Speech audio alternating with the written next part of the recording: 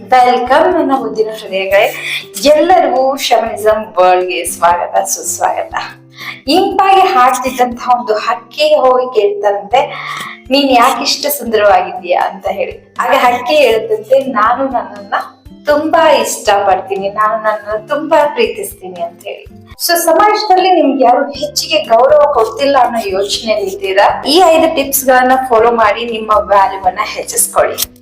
Number 1, talk less, work more.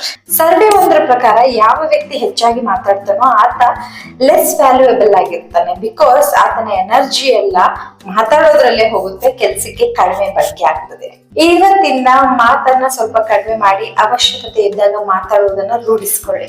Number 2, sit with yourself every day at least for 1 hour. ನಾವು ನಮ್ಮ ದಿನದ ಹೆಚ್ಚು ಸಮಯವನ್ನ ಬೇರೆಯವ್ರಿಗಾಗಿ ಕೊಡ್ತೀವಿ, ಆದ್ರೆ ನಮಗಾಗಿ ನಾವು ಸಮಯವನ್ನು ಕೊಡ್ಲಿಕ್ಕೆ ಮರಿತೀವಿ. ಯಾಕೆ ನಮಗಾಗಿ ಸಮಯವನ್ನ ಕೊಡ್ಬೇಕು? ದಿನದ 1 ಗಂಟೆ ಆದ್ರೂ ನಿಮ್ ಜೊತೆ ನೀವು ಕೂತ್ಕೊಳ್ಳಿ, ಕೇಳ್ಕೊಳ್ಳಿ ಆ ದಿನ ಹೇಗಾಯ್ತು, ನೆಕ್ಸ್ಟ್ ದಿನವನ್ನ ಚೆನ್ನಾಗಿ ಹೇಗೆ ಕಳೆಯೋದು, ಅವತ್ತಿನ ದಿನ ನೀವು ಮಾಡುವಂತಹ ಕೆಲಸದಲ್ಲಿ ಯಾವ್ದು ಹೆಚ್ಚಿಗೆ ಇಷ್ಟ ಆಯ್ತು ಅದನ್ನ ಕಂಟಿನ್ಯೂ ಮಾಡ್ಬೇಕಾ, ಬೆಳವಣಿಗೆಯಲ್ಲಿ ಏನು ಬೇಕಾಗಿದೆ, ಏನು ಕೊರತೆ ಆಗಿದೆ ಅದನ್ನೆಲ್ಲ ಕೇಳ್ಕೊಳ್ಳಿ. ಹಾಗೆ ಚೆನ್ನಾಗಿ ಮಾತಾಡ್ಕೊಳ್ಳಿ ನಿಮ್ಮ ಜೊತೆ ನೀವು. ಇದರಿಂದ ನಿಮ್ಮ ಮೌಲ್ಯಗಳು ಜಾಸ್ತಿ ಆಗಲಿಕ್ಕೆ ಸಹಾಯ ಆಗ್ತದೆ. Because no one knows better than you. Third one, ಸಾಧ್ಯವಾದಷ್ಟು ಮಟ್ಟಿಗೆ ಬೌಂಡ್ರೀಸ್ ಅನ್ನ ಸೆಟ್ ಮಾಡ್ಕೊಳ್ಳಿ.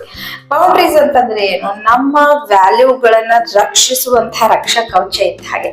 ಎಲ್ಲ ವ್ಯಕ್ತಿಗಳಿಗೂ ಎಲ್ಲ ಸಮಯದಲ್ಲೂ ನಾವು ಲಭ್ಯವಿರೋದ್ರಿಂದ ಅವರಿಗೆ ನಮ್ಮ ಮೌಲ್ಯ ಅರ್ಥ ಆಗೋಲ್ಲ. ಇದರಿಂದ ಅವಶ್ಯಕತೆ ಇದ್ದಾಗ ಬಳಸ್ಕೊಂಡು ಆಮೇಲೆ ನಮ್ಮನ್ನ ನೆಗ್ಲೆಕ್ಟ್ ಮಾಡುವಂತಹ ಅಥವಾ ನಮ್ಮ ಮೇಲೆ ಕಮೆಂಟ್ ಮಾಡುವಂತಹ ಸ್ವಭಾವ ಅವರಿಗೆ ರೂಢಿ ಆಗ್ತಿರುತ್ತೆ.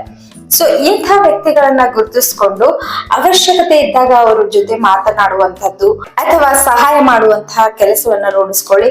ಇದರಿಂದ ನಿಮ್ಮ ಮೌಲ್ಯಗಳ ರಕ್ಷಣೆ ಆಗ್ತದೆ. ಯಾಕಂದ್ರೆ ಹೆಚ್ಚು ನೆಗೆಟಿವ್ ಪೀಪಲ್ ಜೊತೆ ಇದ್ದ ಹಾಗೆ ನಿಮ್ಮಲ್ಲೂ ಕೂಡ ನೆಗೆಟಿವ್ ಗುಣಗಳು ಬರ್ಲಿಕ್ಕೆ ಸಾಧ್ಯ ಆಗ್ತದೆ. ಇದರಿಂದ ನಿಮ್ಮ ಮೌಲ್ಯಗಳು ಕಡಿಮೆ ಆಗ್ತದೆ. ಫೋರ್ತ್ ಒನ್, ನಿಮಗೆ ಇಷ್ಟ ಆಗುವಂತಹ ಜೊತೆಗೆ ಜನರಿಗೆ ಸಹಾಯವಾಗುವಂತಹ ಕೆಲಸವನ್ನ ದಿನದಲ್ಲಿ ಸ್ವಲ್ಪ ಸಮಯವಾದ್ರೂ ಮಾಡೋದು. ಫಾರ್ ಎಕ್ಸಾಂಪಲ್, ಒಬ್ಬ ವ್ಯಕ್ತಿಗೆ ಟೆಕ್ನಾಲಜಿಯಲ್ಲಿ ಹೆಚ್ಚಿನ ನಾಲೆಜ್ ಇರುತ್ತೆ, ಆದ್ರೆ ಜೀವನಾವಶ್ಯಕತೆಗೋಸ್ಕರ ಬೇರೆ ಕೆರಿಯರ್ ಇರ್ತಾರೆ.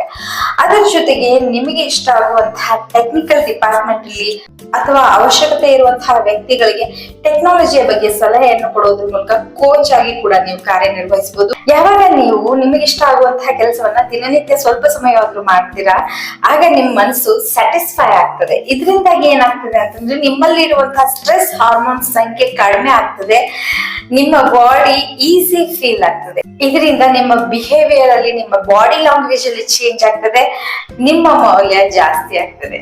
ಸೊ ನಿಮ್ಮಿಂದ ಹೆಲ್ಪ್ ಪಡೆದಿರುವಂತಹ ವ್ಯಕ್ತಿಗಳು ನಿಮ್ಮನ್ನ ಗೌರವಿಸೋಕೆ ಶುರು ಮಾಡ್ತಾರೆ. Fifth, practice healthy habits. Healthy ಆಹಾರವನ್ನ ತಿನ್ನೋದಾಗಿರ್ಬೋದು, ವ್ಯಾಯಾಮ ಮಾಡೋದಾಗಿರ್ಬೋದು, ಓದೋದಾಗಿರ್ಬೋದು, ಈ ತರದ ಹೆಲ್ದಿ ಹ್ಯಾಬಿಟ್ಸ್ ಅನ್ನ ಫಾಲೋ ಮಾಡಿದಾಗ ನಿಮಗೆ ಗೊತ್ತಿಲ್ದೇನೆ ನಿಮ್ಮ ಮೌಲ್ಯ ಜಾಸ್ತಿ ಆಗ್ತಾ ಬರ್ತದೆ. ನಿಮ್ಮ ಬಿಹೇವಿಯರ್ ಅಲ್ಲಿ ಬದಲಾವಣೆ ಕಾಣಿಸ್ತದೆ. ಇದರಿಂದ ನೀವು ತೂಕದ ವ್ಯಕ್ತಿ ಅನ್ನಿಸ್ಕೊಳ್ತೀರಾ. ಜನ ಅವ್ರಿಗೆ ಗೊತ್ತಿಲ್ಲದ ಹಾಗೇನೆ ನಿಮಗೆ ಗೌರವ ಕೊಡ್ತಾ ಹೋಗ್ತಾರೆ. ಸೊ ತಿಳ್ಕೊಳ್ಳಿ, ನಿಮ್ಮ ಮರ್ಯಾದೆ ನಿಮ್ಮ ಕೈಯಲ್ಲಿದೆ. ಇನ್ನೊಬ್ರಿಂದ ಹೇಗೆ ಮರ್ಯಾದೆ ತಗೊಳ್ಬೇಕು ಅನ್ನೋದು ನಿಮಗೆ ಗೊತ್ತಿದ್ರೆ ನಿಮ್ಮ ಮೌಲ್ಯ ಯಾವತ್ತೂ ಕಡಿಮೆ ಆಗೋಲ್ಲ. ಸೊ ಇನ್ನೊಬ್ರು ನಿಮ್ಗೆ ಮರ್ಯಾದೆ ಕೊಡ್ಲಿ ಅನ್ನೋ ಬದಲು ನಿಮ್ಮ ಮೌಲ್ಯವನ್ನ ನೀವು ಗೌರವಿಸ್ಕೊಳ್ಳಿ, ಆಗ ಎಲ್ಲರೂ ಕೂಡ ನಿಮ್ಮನ್ನ ಗೌರವಿಸ್ತಾರೆ. ನೆಕ್ಸ್ಟ್ ಟಾಪಿಕ್ ನೊಂದಿಗೆ ನಾನು ಮತ್ತೆ ಬರ್ತೀನಿ. ಅಲ್ಲಿವರೆಗೂ take break. Bye. Thank you so much.